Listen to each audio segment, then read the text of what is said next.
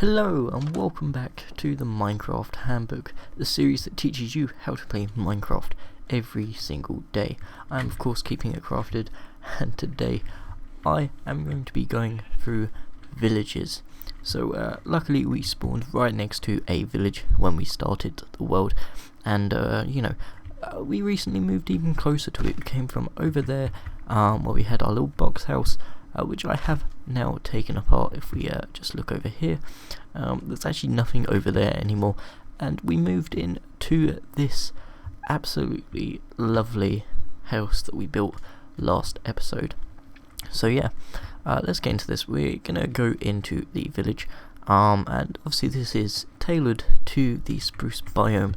So for those that don't know, all villages look slightly different because they look dependent on their biome that they're in.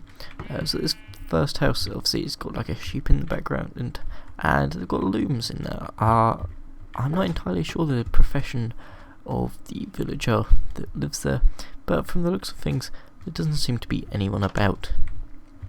There's no one in this one either. Now, the great thing about villages is that not only do they have villagers in there which you can often trade with for items, they have things such as chests with items in, and these are kind of specific to the different things that you're going through. So obviously that we managed to get ourselves some iron boots and an iron helmet. I probably could have done with that before we made that set of iron armor, but I'll hold on to it for when we need another set. In here, that's awesome. We've got ourselves some bread, we've got potato, and we got melons. Sorry, not melon seeds, pumpkin seeds. Just as good. Go into this one. I'm not too sure what's going on with the double doors. That might be a slight glitch in the generation, but it doesn't look like there's any villagers about. We've got some spruce logs as well. That's quite nice. So it might be either that there was issues with the generation, or that zombies have come in a massive horde and absolutely wiped out the stock of villagers that would have been here, which is going to be a shame, to be honest. So here's an iron golem. This is what's supposed to come and look after the villagers. So this is made, if you wanted to spawn him in the world, you would have to place 4 blocks of iron and then a pumpkin on top to create an iron golem. And they're completely friendly until you attack them or you attack a villager, and then they become aggravated.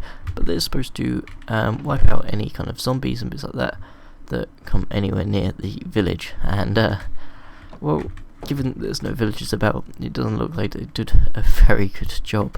I'm not entirely sure where half of these villagers would have gone besides being killed by mobs, which is, as I say, it's a great shame.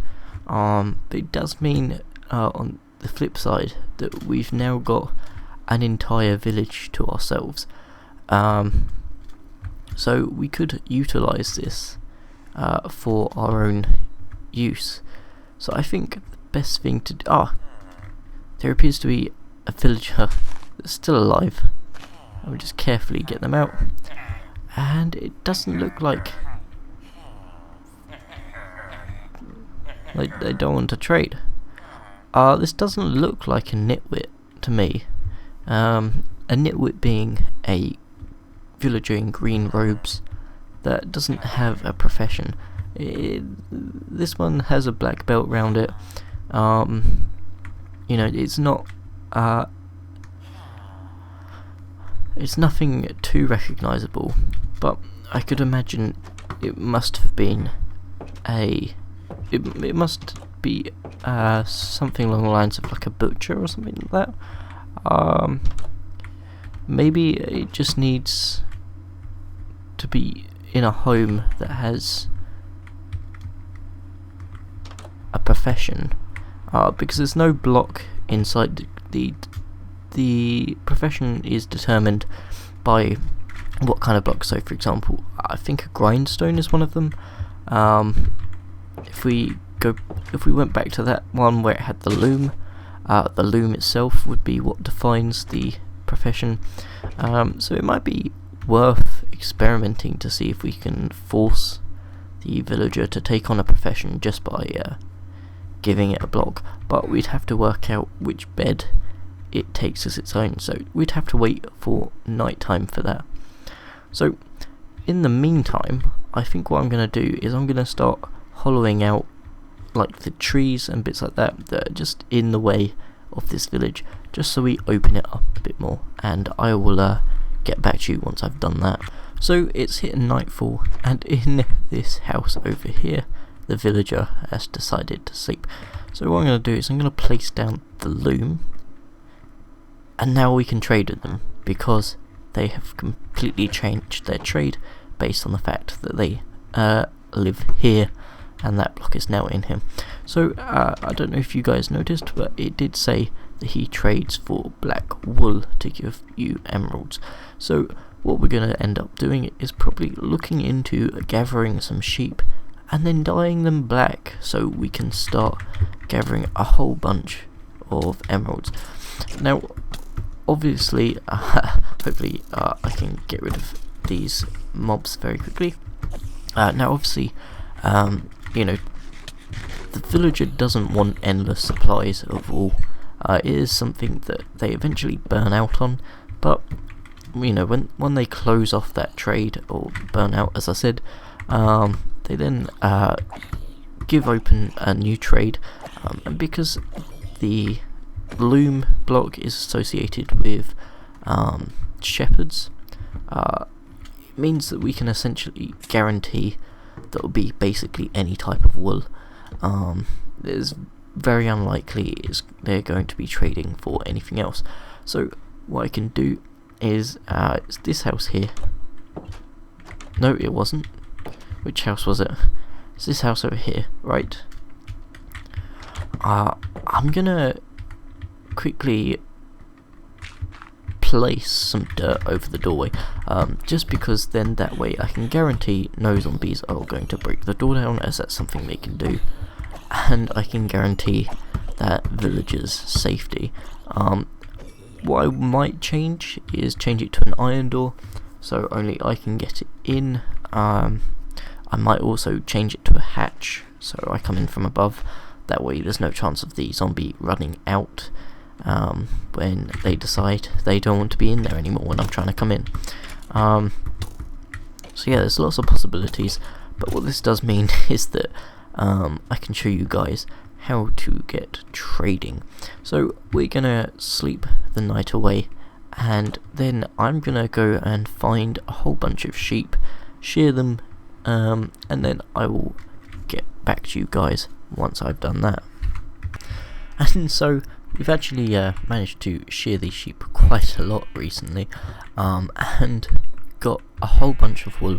I'll be doing more about sheep in the next episode, but what we're going to do now is we're going to go over to... I didn't even notice that sheep was there this whole time.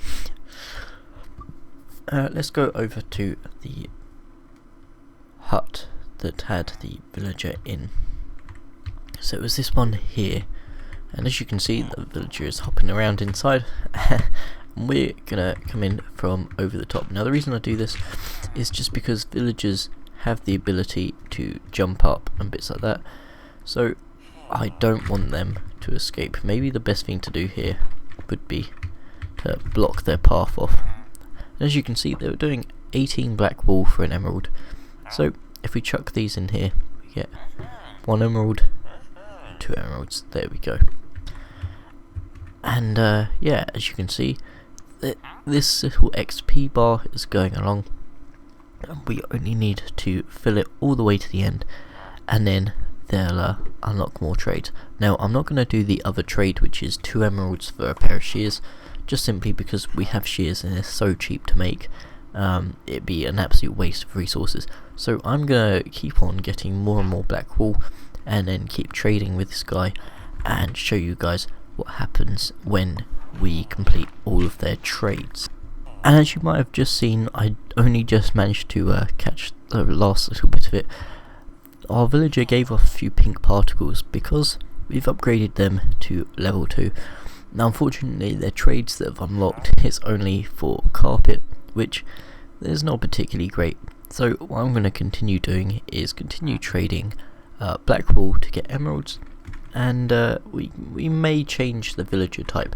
The most useful villager to have is always going to be a librarian, just because they can I think it's a librarian, I don't think it's a cartographer.